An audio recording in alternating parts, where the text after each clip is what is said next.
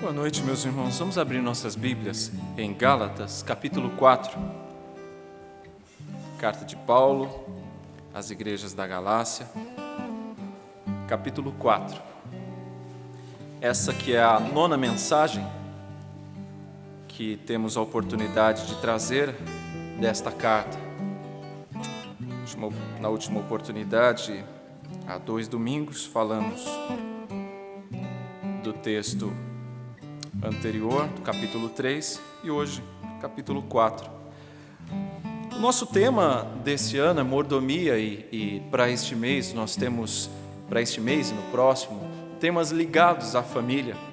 E preferi não abordar esse assunto hoje, visto que no mês que vem nós teremos o mês da família, e então vai ser um mês muito especial. Nós vamos ter 4 mensagens, todas voltadas para a família, com ênfase na família. Então, pensando nisso, pensando neste mês que teremos, então preferi dar continuidade à nossa exposição em Gálatas, e sem dúvida alguma nós vamos ser muito edificados no mês de maio, quando falando sobre a família. Teremos a oportunidade de ouvir o reverendo Fernando, que é especialista nessa área, tratando desse assunto conosco. Então, Gálatas capítulo 4, verso 1 até o verso 11, diz assim: Digo, porém, que, enquanto o herdeiro é menor de idade, em nada difere de um escravo, embora seja dono de tudo. No entanto, ele está sujeito a guardiães e administradores até o tempo determinado por seu pai. Assim também nós, quando éramos menores, estávamos escravizados aos princípios elementares do mundo. Mas quando chegou a plenitude do tempo, Deus enviou seu Filho, nascido de mulher, nascido debaixo da lei, a fim de redimir os que estavam sob a lei, para que recebêssemos a adoção de filhos. E porque vocês são filhos, Deus enviou o Espírito de seu Filho ao coração de vocês, e ele clama: Abba, Pai. Assim, você já não é mais escravo, mas filho. E por ser filho, Deus também o tornou herdeiro. Antes, quando vocês não conheciam a Deus, eram escravos daqueles que, por natureza, não são deuses. Mas agora, conhecendo a Deus, ou melhor, sendo por Ele conhecidos, como é que estão voltando àqueles mesmos princípios elementares, fracos e sem poder? Querem ser escravizados por eles outra vez? Vocês estão observando dias especiais, meses, ocasiões específicas e anos? Temo que os meus esforços por vocês tenham sido inúteis. Meus irmãos, às vezes uma ilustração funciona melhor do que 1000 palavras para expressar o sentido de algo que se quer dizer. E é muito comum se utilizar ilustrações quando nós queremos fazer com que pessoas que amamos entendam aquilo que a gente quer falar. E é exatamente isso que Paulo está fazendo aqui nessa passagem. Paulo vem falando a respeito da lei, a respeito da graça, a respeito da vinda de Cristo e o que Cristo fez por nós, aquilo que a lei não poderia fazer. E Paulo chega um momento em que ele precisa de explicar com mais clareza isso aos Gálatas. É um assunto, de certa forma, um pouco mais complexo. E por isso requeria uma figura para deixar mais claro, patente aos olhos deles o que Paulo estava querendo dizer. O assunto era sério e por isso então Paulo, com muito amor, se preocupa a ensinar estes irmãos. O texto que nós acabamos de ler demonstra esse amor de Paulo, essa preocupação de Paulo. E ele passa então a falar sobre a figura do herdeiro. Se observarmos o verso anterior, capítulo 3, verso 29, nós vamos perceber que é exatamente essa expressão, herdeiro, que liga o texto que acabamos de ler com o texto que vem antes. Veja o verso 29. E se vocês são de Cristo, são descendência de Abraão e herdeiros segundo a promessa. Digo, porém, que enquanto o herdeiro é menor de idade, em nada difere de um escravo, embora seja dono de tudo. Perceberam a mesma expressão que aparece no verso 29 do capítulo 3? É a mesma com que Paulo vai começar o assunto no capítulo 4. Ele está falando da nossa posição de herdeiros de Deus. Irmãos, os versos 1 e 2, Paulo está usando uma figura para explicar esse assunto, e era uma figura muito peculiar à sua época. A figura do herdeiro aqui que Paulo se utiliza era muito conhecida dos irmãos que viviam ainda sob o poder romano. E dentro do direito romano, do qual a maior base do nosso direito decorre justamente do direito romano, Paulo então vai buscar nesse direito recorrente da sua época uma figura que era conhecida deles, para ensinar sobre qual era a situação deles diante de Deus, como era o modo de vida deles diante de Deus e quais eram as grandes riquezas, a grande honra que eles tinham diante de Deus através de Cristo. Ele usa essa figura para ensinar esse assunto. E o que essa figura quer mostrar?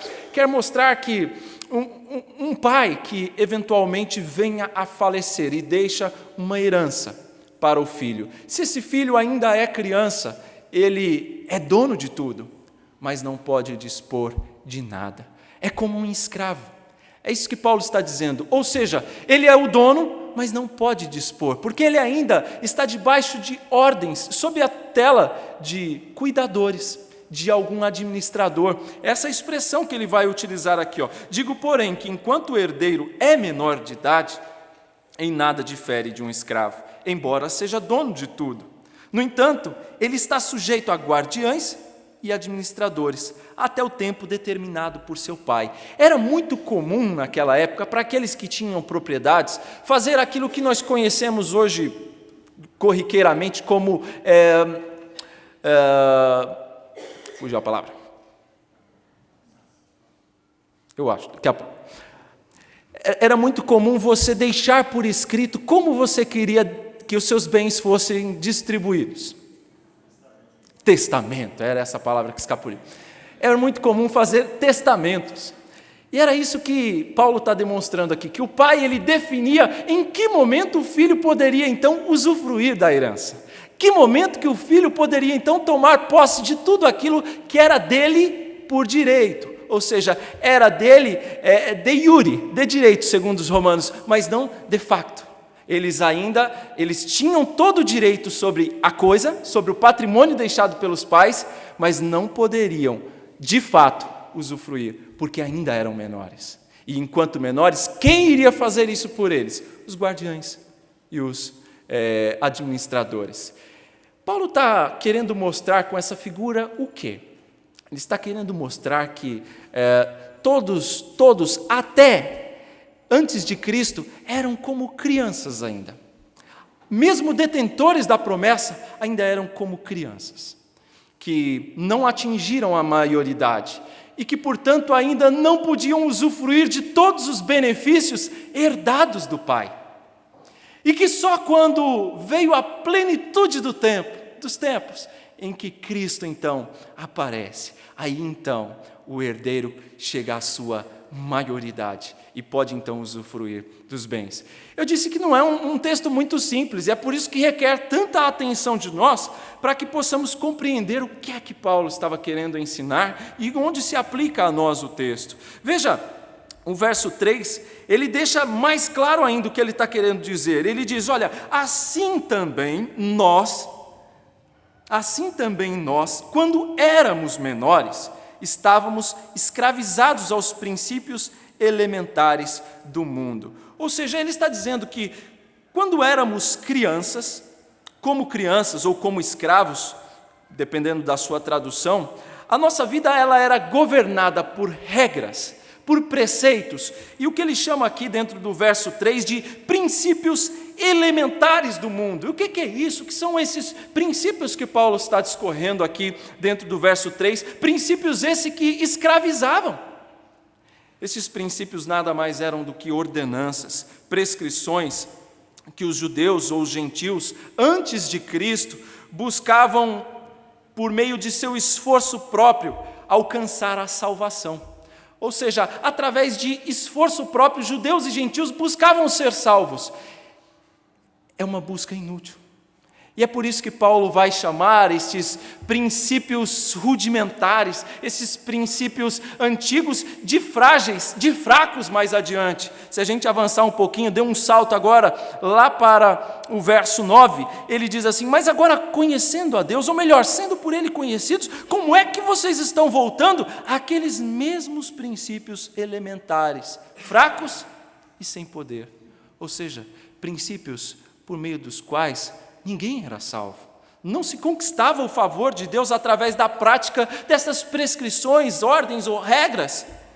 Vejam, irmãos, que Paulo está mostrando então que todo esse esforço até então era inútil no que diz respeito à salvação. No entanto, ao recebermos o Evangelho de Cristo, com a chegada de Cristo, do Evangelho da graça, tudo isso mudou. E é isso que ele vai falar agora no verso 4. Agora, só um detalhe que é importante que a gente tome o cuidado de observar aqui. Veja que eu não estou dizendo que havia qualquer problema com a lei em si mesma. Não havia nenhum problema com a lei dada no Sinai, com a lei dada por Deus a Moisés. Pelo contrário, nós já falamos na semana anterior, aqueles que não estiveram aqui pode depois ver lá no site da igreja, nós já falamos que a lei ela teve um propósito e ela cumpriu o seu propósito. Ela serviu para nos tomar pelas mãos e levar até Cristo. Ela mostrou o quanto somos incapazes de nos salvar por si próprios, o quanto por meio da lei não podemos ser salvos e o quanto necessitamos de Cristo. Portanto, a lei cumpriu sim o seu papel, ela tem sim a sua importância. Mas, na medida em que os judeus e os prosélitos dos judeus acrescentavam outras práticas à lei e utilizavam a lei como condição sine qua non para você ser salvo, aí então começava o problema. Basear a salvação nas obras da lei era o grande problema ao qual os gálatas estavam retrocedendo. Veja, irmãos, o problema eram as adições, os acréscimos que eram feitos e tomar tudo isso como base, como sustentáculo da salvação. Esse era o problema dos Gálatas. E aí Paulo vem no verso 4 e diz o seguinte: olha, mas quando chegou a plenitude do tempo, Deus enviou o seu Filho, nascido de mulher, nascido debaixo da lei. Aqui Paulo deixa claro, para não restar qualquer dúvida, que a vinda de Cristo, ela vai marcar toda a história. A vinda de Cristo, ela não é um acidente da história, mas é algo pré-determinado dentro do plano de Deus. No momento exato, definido pelo Pai, Cristo vem. Essa é a plenitude do tempo, é o tempo determinado, é o tempo designado, estabelecido por Deus para que Cristo viesse ao mundo. E esse assunto, irmãos, é fundamental para o cristianismo. Eu diria que este verso 4, do capítulo 4 de Gálatas, é um dos versículos cruciais das Escrituras. Sabe por quê? Porque ele deixa claro para nós que o nosso Redentor é o Filho de Deus, que o nosso Redentor é co-igual ao Pai. Ele é Deus da mesma essência, detentor da mesma glória que o Pai. Jesus é co-igual ao Pai, e isso desde a eternidade. Desde a eternidade ele existe juntamente com o Pai, e ele sempre existirá. Veja, irmãos, esse texto também mostra para nós que, a partir da plenitude dos tempos, Jesus tomou a natureza humana. Recentemente nós conversávamos isso na classe de catecúmenos. Jesus tomou a natureza humana de uma maneira especial. Ele entrou neste mundo. Sendo Deus, ele veio a esse mundo, assumiu uma natureza humana como a nossa, para nos salvar. Veja, Jesus miraculosamente foi preparado no ventre de Maria por meio do Espírito Santo. Ele foi concebido por obra do Espírito Santo e nasceu da Virgem Maria. Paulo deixa aqui bem claro para nós que Jesus ele tinha uma natureza 100% divina e 100% humana.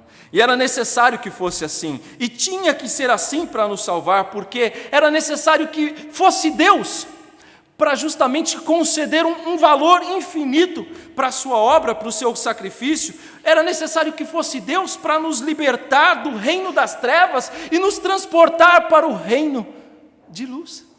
Era necessário que Ele fosse Deus justamente para nos salvar. Era necessário que fosse Deus e sem pecado, porque só alguém sem pecado poderia pagar pelos nossos pecados, porque um pecador não poderia sequer pagar pelos seus próprios pecados, que dirá pelo de outras pessoas.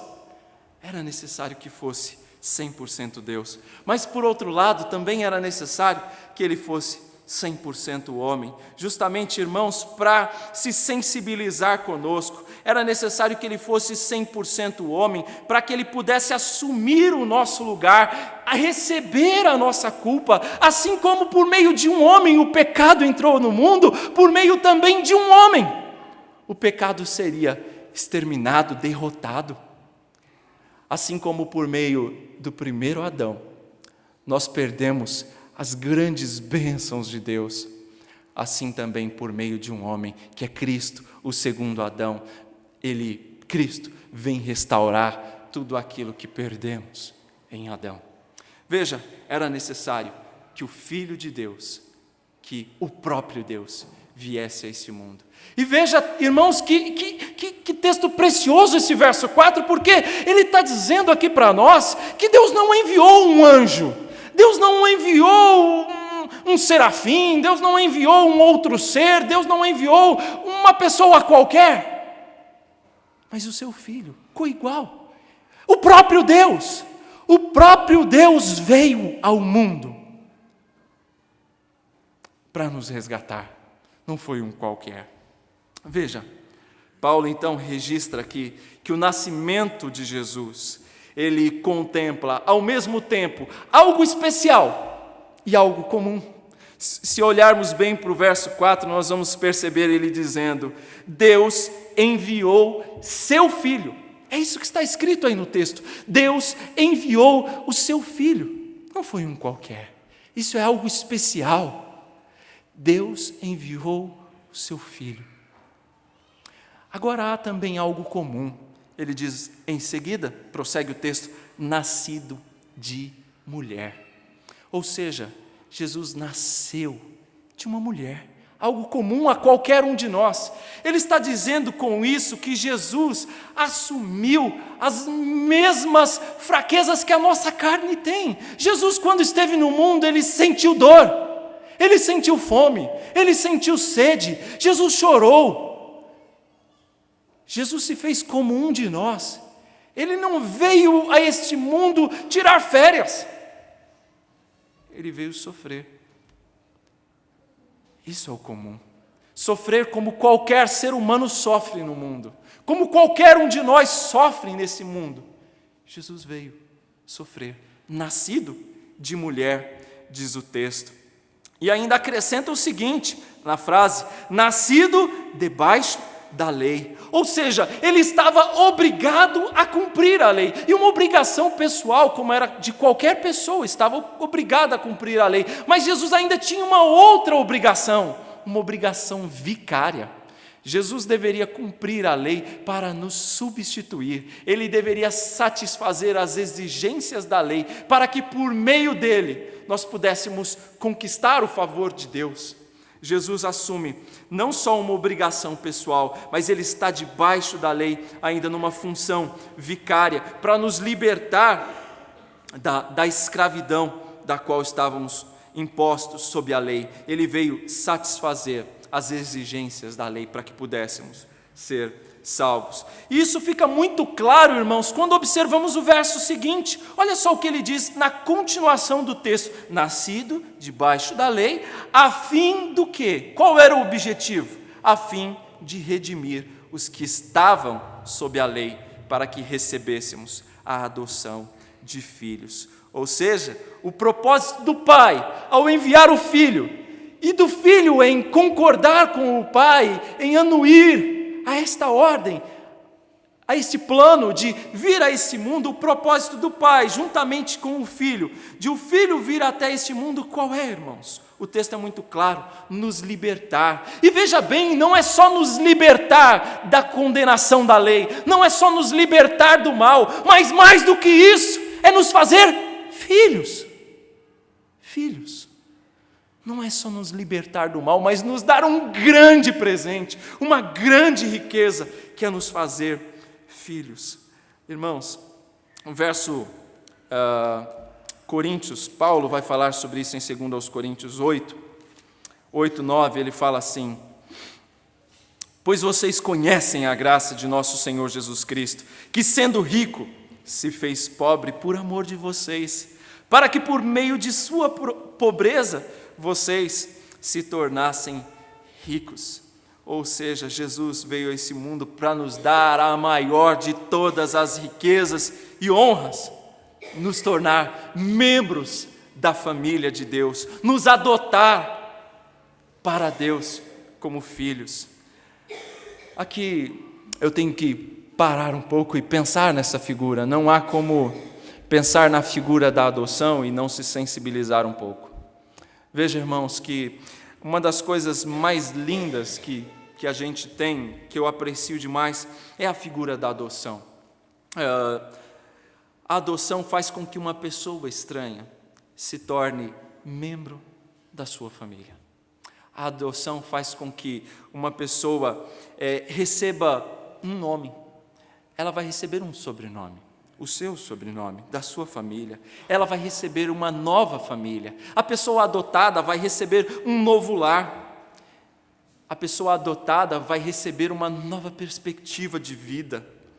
Mas por mais que esta pessoa adotada seja muito amada por quem a adotou não pode lhe dar do seu próprio espírito.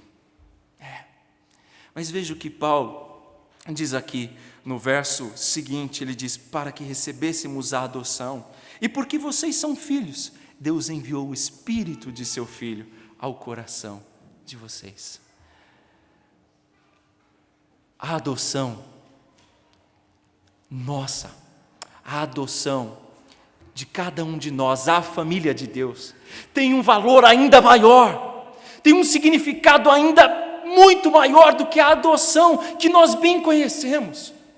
Porque quando adotados na família de Deus, nós não só recebemos um novo nome de cristãos, nós não só recebemos uma nova vida em Cristo, nós não só recebemos uma nova imagem, a imagem do Filho agora em nós.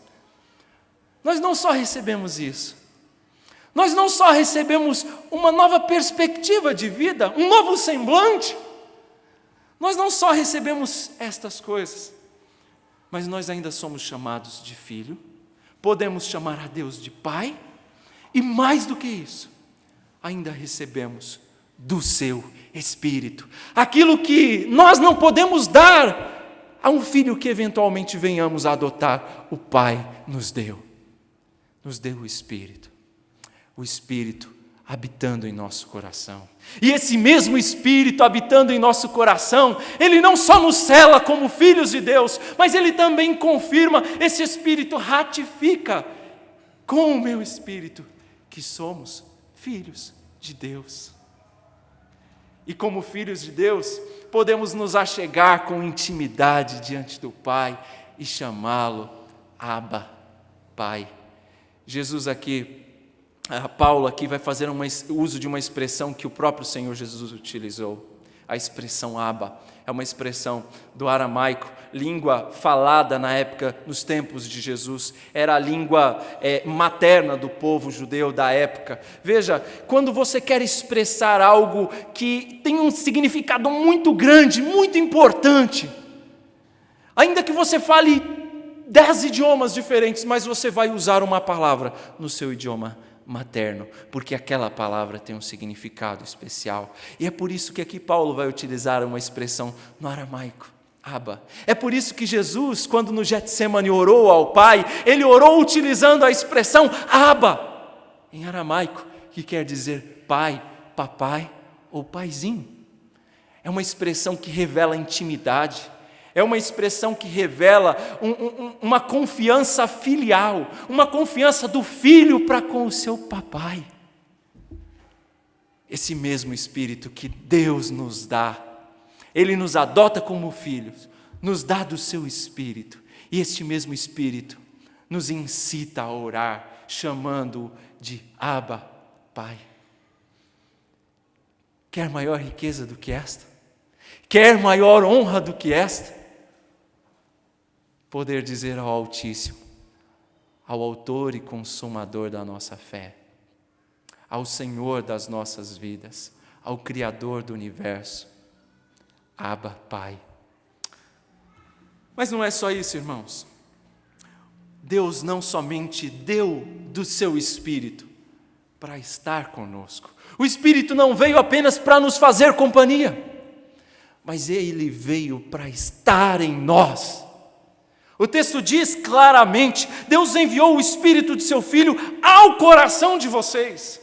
Ou seja, Ele não veio só fazer companhia, mas Ele veio para estar no seu coração. Quer maior riqueza do que essa? Quer maior benefício do que esse? Do Espírito que vem habitar em nós, confirmar que somos filhos, confirmar essa nova posição nossa de filhos.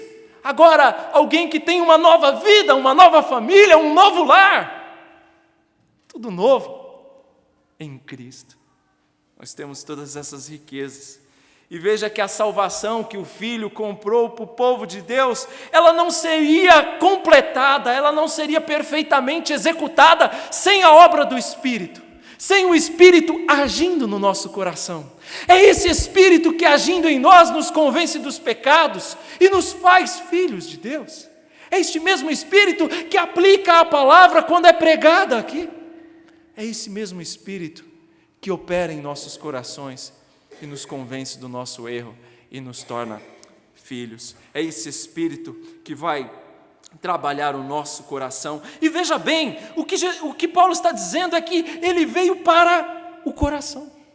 Ele não disse que veio para a mão, para o braço, para a perna, não disse que veio para qualquer outra parte do corpo, mas ele disse coração. E por que coração?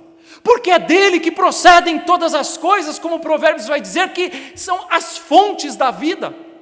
Os bons e maus desígnios procedem do coração, as atitudes procedem do coração.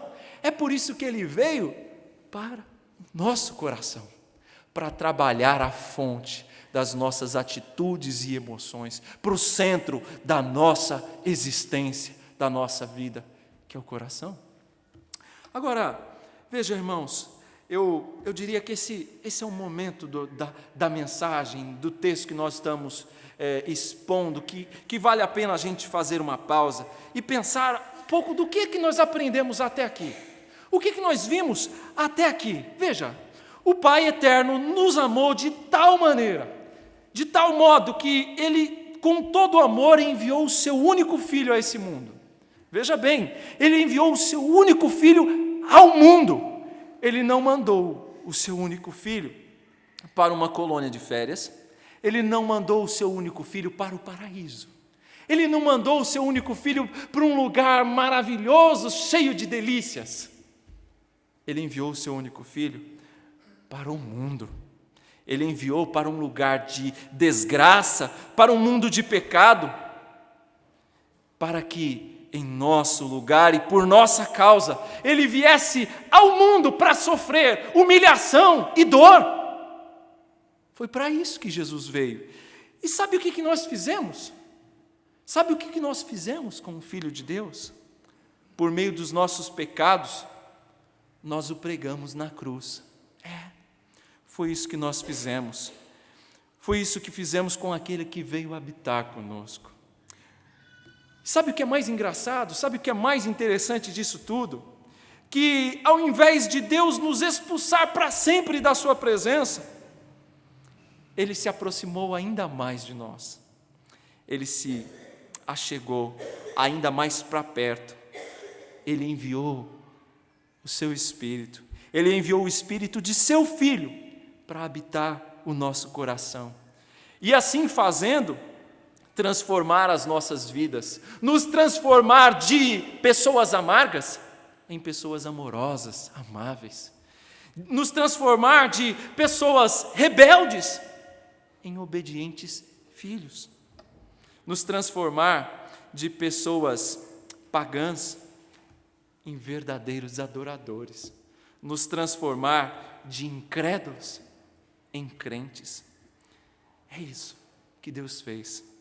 E este mesmo Espírito testifica que herdamos todas estas riquezas e bênçãos em Cristo. E não é só isso, irmãos. O Espírito habitando no nosso coração, ele ainda nos traz uma outra riqueza que é ressaltada no texto. Veja, irmãos, que ele ainda fala que no verso seguinte, no verso 7, assim você já não é mais escravo, mas filho, e por ser filho, Deus também o tornou herdeiro. Herdeiro. Agora, olha só que interessante. Como é que tudo isso é possível? Talvez você esteja perguntando, mas pastor, como é que eu posso fazer para apanhar todas estas bênçãos? É necessário que o homem aceite o sacrifício de Cristo como a única base para a sua salvação. É necessário se achegar ao trono da graça, clamando a Deus, Abba Pai. Clamando ao Senhor, Abba Pai, porque assim, irmãos, as correntes da nossa escravidão são quebradas, as correntes da escravidão da lei são quebradas.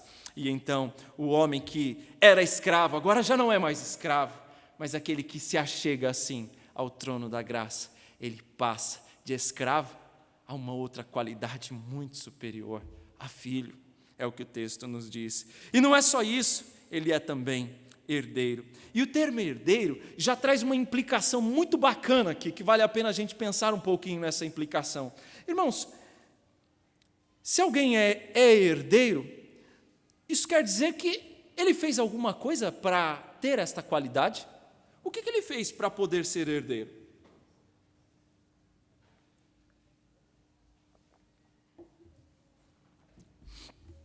Nada. O herdeiro não fez nada. Ele simplesmente recebeu. Ele recebeu a herança. Ele não fez nada por merecer. Ele simplesmente recebeu de graça. É assim.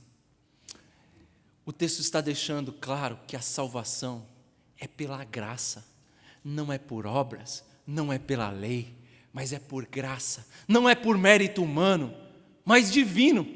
Se há algum mérito, é o mérito de Cristo. Somente o mérito de Cristo.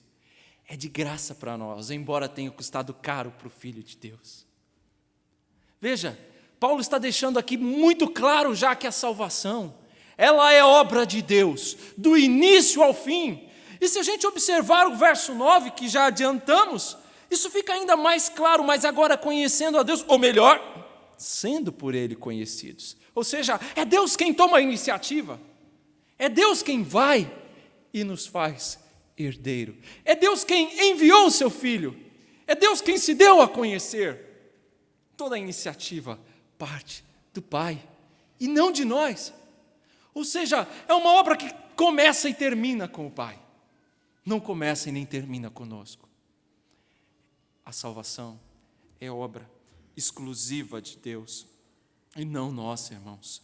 E Paulo queria ensinar essa lição para os irmãos. Ele queria deixar bem claro que Deus é soberano na salvação do homem. E essa lição também precisa ficar clara para nós. Nenhum esforço seu, nenhuma bondade sua é capaz de lhe conquistar o favor de Deus. Mas é tão somente a graça manifesta no sacrifício de Cristo na cruz. É por esta obra, e não por qualquer outra, que podemos ser salvos. Agora, voltando aqui aos versos que paramos, versos 8 e 9, Paulo falou então que Deus também nos tornou herdeiros. Ele faz questão de dizer isso. Assim, você já não é mais escravo, mas filho, e por ser filho, Deus também o tornou herdeiro. Ele faz questão de deixar claro, Deus o tornou herdeiro. Não foi qualquer outra pessoa, mas foi Deus, iniciativa dele, iniciativa do Pai. Os versos 8 e 9 mostram que Os Gálatas estavam abandonando todos esses benefícios que tinham em Cristo para retornar à escravidão da lei. Olha só, e é por isso que Paulo escreve essa carta. Veja, ele diz: antes, quando vocês não conheciam a Deus, eram escravos daqueles que, por natureza, não são deuses. Mas agora, conhecendo a Deus, ou melhor, sendo por eles conhecido, como é que estão voltando àqueles mesmos princípios elementares, fracos e sem poder? Querem ser escravizados por eles outra vez? Vocês querem ser escravizados por esses princípios elementares outra vez? Houve um tempo em que os Gálatas eram cegos, podemos dizer espiritualmente cegos. Muitos deles eram pagãos, muitos desses Gálatas eram pagãos sem o conhecimento salvífico de Deus. E é por isso que Paulo diz: houve um tempo em que Deus se manifestou a vocês, revelou o conhecimento salvador a vocês, que antes vocês não tinham, mas vocês querem voltar a estar no mesmo estado de antes, sem Deus. É como se Paulo olhasse assim para eles e balançasse a cabeça e dissesse: não é possível. Não é possível que vocês querem voltar à condição de antes. Paulo estava escandalizado em ver como aqueles homens que haviam sido tão enriquecidos pelo evangelho da livre e generosa graça de Deus, aqueles homens que receberam tanto de Deus através de Jesus Cristo, quisessem agora viver sobre a influência dos falsos mestres e retrocedendo aos mesmos princípios fracos. Paulo não se conforma com isso, ele fica escandalizado com tudo isso. E veja, irmãos, ele não está criticando a lei aqui, ele não está falando mal da lei, mas ele está dizendo que depositar a confiança na lei, nas outras práticas que eles tinham, como, por exemplo, guardar dias e meses, como se isso pudesse alcançar o favor de Deus, isso era um problema, era um retrocesso, era voltar a ser escravos, viver debaixo de um jugo do qual eles foram libertos. Representava um grande retrocesso. E Paulo, então, angustiado, agoniado com tudo isso, ele os repreende por conta dessa teimosia, desse apego à lei, em troca da simplicidade da fé. Preferiam o apego à lei do que a simplicidade da fé em Jesus Cristo, para a salvação plena e gratuita.